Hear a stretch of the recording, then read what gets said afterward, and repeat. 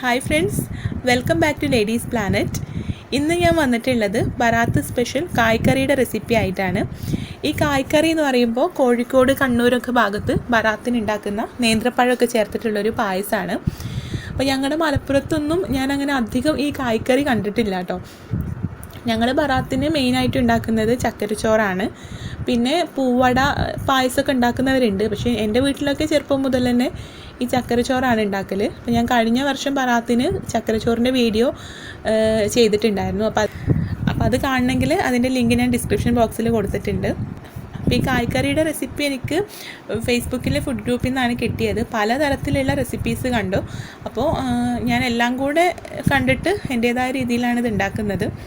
ഈ കായ്ക്കറി പല രീതിയിലും ഉണ്ടാക്കുന്നവരുണ്ട്. അരി അരച്ചുണ്ടാക്കുന്നവരുണ്ട്, മൈദ ചേർത്തും അരിപ്പൊടി ചേർത്തൊക്കെ ഉണ്ടാക്കുന്നവരുണ്ട്. പിന്നെ തേങ്ങാപ്പാലും പശുവിൻ പാലൊക്കെ ചേർത്ത് ഉണ്ടാക്കുന്നവരുണ്ട്. അപ്പോൾ ഞാനിത് എൻ്റേതായ ഒരു രീതിയിൽ മാറ്റങ്ങളൊക്കെ വരുത്തിയിട്ടാണ് ചെയ്തിട്ടുള്ളത്. അപ്പോൾ നമുക്ക് എങ്ങനെയാണിത് ചെയ്യുന്നതെന്നുള്ളത് നോക്കാം. അപ്പോൾ നമുക്ക് കായ്ക്കറി ഉണ്ടാക്കാനായിട്ട് തുടങ്ങാം. ആദ്യം നമുക്ക് ഇതിലേക്കുള്ള കടലപ്പരിപ്പ് ഒന്ന് വേവിച്ചെടുക്കണം. ഞാനിവിടെ 1/2 കപ്പ് കടലപ്പരിപ്പാണ് എടുത്തിട്ടുള്ളത്. ഇത് 4 മണിക്കൂർ നേരം കുതിർത്തെടുത്തതാണ്. ഞാനിവിടെ പ്രഷർ കുക്കറിലേക്ക് ചേർത്ത് കൊടുത്തിട്ടുണ്ട്. ഇതിലേക്ക് 1 കപ്പ് വെള്ളം കൂടെ ചേർത്തിട്ട് നമുക്കിത് നന്നായിട്ടൊന്ന് വേവിച്ചെടുക്കാം. കടലപ്പരിപ്പ് എന്ന് പറയുമ്പോൾ പരിപ്പ് വടയൊക്കെ ഉണ്ടാക്കാൻ എടുക്കുന്ന പരിപ്പാണ് കേട്ടോ. അപ്പോൾ 4 വിസിൽ വരുന്ന സമയത്ത് നമുക്ക് 10 മിനിറ്റ് നേരം ലോ ഫ്ലെയിമിൽ ഇട്ട് കൊടുക്കണം. അപ്പോഴാണ് നമ്മുടെ കടലപ്പരിപ്പ് നന്നായിട്ട് വെന്ത് വരുള്ളൂ. ഇപ്പോൾ കടലപ്പരിപ്പ് ഞാനിവിടെ വേവിച്ചെടുത്തിട്ടുണ്ട്. ഇനി പ്രഷർ കുക്കറിൽ ആവിയൊക്കെ ഒന്ന് പോകാൻ വേണ്ടിയിട്ട് ഇതിവിടെ മാറ്റി വെക്കാം. ഈ സമയത്ത് ഇതിലേക്കുള്ള കാഷ്നട്ട്സ് ഒന്ന് വറുത്ത് കോരാം. ഒരു ഫ്രൈ പാനിലേക്ക് ആവശ്യത്തിനുള്ള നെയ്യ് ചേർത്ത് കൊടുക്കാം. ഞാനിവിടെ ഒരു 4 ടീസ്പൂൺ നെയ്യ് ചേർക്കുന്നുണ്ട്. കാരണം ആ നെയ്യിൽ തന്നെ നേന്ത്രപ്പഴം ഒന്ന് വാട്ടിയെടുക്കുന്നുണ്ട്. നേന്ത്രപ്പഴം അങ്ങനെ നേരിട്ട് ചേർക്കലാണ് സാധാരണ, പക്ഷേ ഞാനിവിടെ ഒന്ന് വാട്ടിയെടുക്കുന്നുണ്ട്. കാഷ്നട്ട്സ് ഇവിടെ വറുത്ത് കോരിയിട്ടുണ്ട്. ഇനി ഈ നെയ്യിലേക്ക് തന്നെ 2 നേന്ത്രപ്പഴം മുറിച്ചിട്ട് കൊടുക്കാം. സാധാരണ രീതിയിൽ നേന്ത്രപ്പഴം കായ്ക്കറിയിലേക്ക് അങ്ങോട്ട് നേരിട്ട് ഇട്ട് കൊടുക്കുകയാണ് കേട്ടോ ചെയ്യുന്നത്. ഇതുപോലെ വാട്ടിയെടുക്കുന്നില്ല. നിങ്ങൾക്ക് വേണമെങ്കിൽ അങ്ങനെ തന്നെ ചെയ്യാം. അപ്പോൾ വാട്ടിയെടുക്കുകയാണെങ്കിൽ അത് വേറൊരു ടേസ്റ്റാണ്. കുട്ടികൾക്കൊക്കെ ചിലപ്പോൾ ഇങ്ങനെ വാട്ടിയെടുക്കുന്നതായിരിക്കും ഒന്നും കൂടി ഇഷ്ടമുണ്ടാവുക. അപ്പോൾ നേന്ത്രപ്പഴം നെയ്യിൽ ജസ്റ്റ് ഒന്ന് വാട്ടിയെടുക്കാം. ഒരുപാട് അങ്ങോട്ട് വാട്ടേണ്ട ആവശ്യമില്ല. അപ്പോൾ നേന്ത്രപ്പഴം ഞാനിവിടെ വാട്ടിയെടുത്തിട്ടുണ്ട്. ഇതിവിടെ മാറ്റി വെക്കാം. പിന്നെ നമുക്ക് കായ്ക്കറി ഉണ്ടാക്കാനായിട്ട് തുടങ്ങാം. അപ്പോൾ അതിന് വേണ്ടിയിട്ട് ഞാനിവിടെ ഒരു സോസ് പാനിലേക്ക് 2.5 കപ്പ് തേങ്ങാപ്പാൽ ചേർത്ത് കൊടുത്തിട്ടുണ്ട്. ഇത് 2ാം പാലാണ് കേട്ടോ. ഞാനിവിടെ ഒരു വലിയ തേങ്ങയിൽ നിന്നുമാണ് പാലെടുത്തിട്ടുള്ളത്. 1/2 കപ്പ് 1ാം പാൽ ഇവിടെ മാറ്റി വെച്ചിട്ടുണ്ട്. പിന്നെ കുറച്ച് വെള്ളമൊക്കെ ഒഴിച്ചിട്ട് എടുത്ത 2ാം പാലാണിത്. അതിൽ കുറച്ച് എടുത്തിട്ട് ഞാനിവിടെ 2 ടേബിൾ സ്പൂൺ മൈദ എടുത്തിട്ടുണ്ട്. ഈ മൈദയിലേക്ക് കുറച്ച് പാലൊഴിച്ചിട്ട് കട്ടയില്ലാതെ ഒന്ന് മിക്സ് ചെയ്തെടുക്കാം. ഈ മൈദയ്ക്ക് പകരം നിങ്ങൾക്ക് വേണമെങ്കിൽ അരിപ്പൊടി എടുക്കാം. പിന്നെ അരി അരച്ചിട്ടും ചെയ്യുന്നവരുണ്ട്. ജീരകശാല റൈസ് കുതിർത്തെടുത്ത് അരച്ച് ഈ തേങ്ങാപ്പാൽ അരച്ച് അങ്ങനെ കുറുക്കിയെടുക്കുന്നവരുണ്ട്. ഈ മൈദ നന്നായിട്ട് മിക്സ് ചെയ്തിട്ട് ഈ പാലിലേക്ക് ചേർത്ത് കൊടുക്കാം. ഈ സമയമായപ്പോഴേക്കും നമ്മുടെ കടലപ്പരിപ്പ് നന്നായിട്ട് വെന്ത് വന്നിട്ടുണ്ട്. ഇനി ഇത് നന്നായിട്ടൊന്ന് ഉടച്ചെടുക്കണം.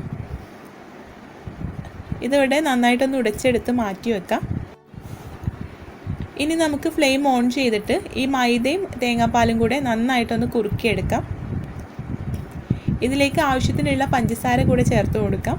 അപ്പോൾ പഞ്ചസാരയൊക്കെ നിങ്ങളുടെ ഇഷ്ടത്തിനനുസരിച്ചിട്ട് ചേർക്കാം.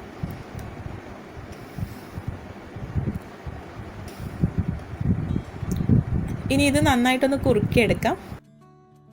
അപ്പോൾ നോക്കൂ, നമ്മുടെ പാലിവിടെ ജസ്റ്റ് ഒന്ന് കുറുകി വരാൻ തുടങ്ങിയിട്ടുണ്ട്. ഈ സമയത്ത് ഇതിലേക്ക് വേവിച്ച് വെച്ച കടലപ്പരിപ്പ് ചേർത്ത് കൊടുക്കാം. വേവിച്ച് നന്നായിട്ട് ഉടച്ചെടുത്തതാണ് കേട്ടോ. കടലപ്പരിപ്പ് ചേർത്തിട്ട് നന്നായിട്ടൊന്ന് മിക്സ് ചെയ്തതിന് ശേഷം നമ്മളിവിടെ വാട്ടി വെച്ച നേന്ത്രപ്പഴം കൂടെ ഇതിലേക്ക് ചേർത്ത് കൊടുക്കാം.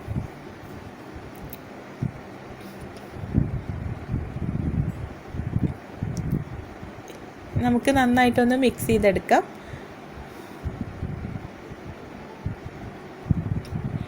ഇനി ഇതിലേക്ക് നല്ലൊരു ഫ്ലേവറിന് വേണ്ടിയിട്ട് 1/2 ടീസ്പൂൺ ഏലക്ക പൊടി കൂടെ ചേർത്ത് കൊടുക്കാം. ഇനി ഞാൻ ഇതിലേക്ക് 2 ടീസ്പൂൺ കണ്ടൻസ്ഡ് മിൽക്ക് കൂടെ ചേർക്കുന്നുണ്ട്. സാധാരണ രീതിയിൽ കണ്ടൻസ്ഡ് മിൽക്കൊന്നും ചേർക്കാറില്ല. നിങ്ങൾക്ക് വേണമെങ്കിൽ ചേർത്ത് കൊടുക്കാം. ചേർത്ത് കൊടുക്കുകയാണെങ്കിൽ നല്ല ടേസ്റ്റി ആയിരിക്കും. നമുക്ക് നന്നായിട്ട് ഇതൊന്ന് മിക്സ് ചെയ്തെടുക്കാം.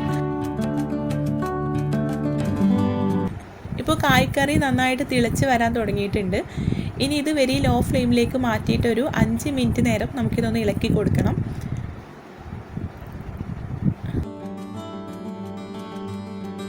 ഇപ്പോൾ തിളക്കാൻ തുടങ്ങിയിട്ട് 5 മിനിറ്റ് കൂടെ ആയിട്ടുണ്ട്.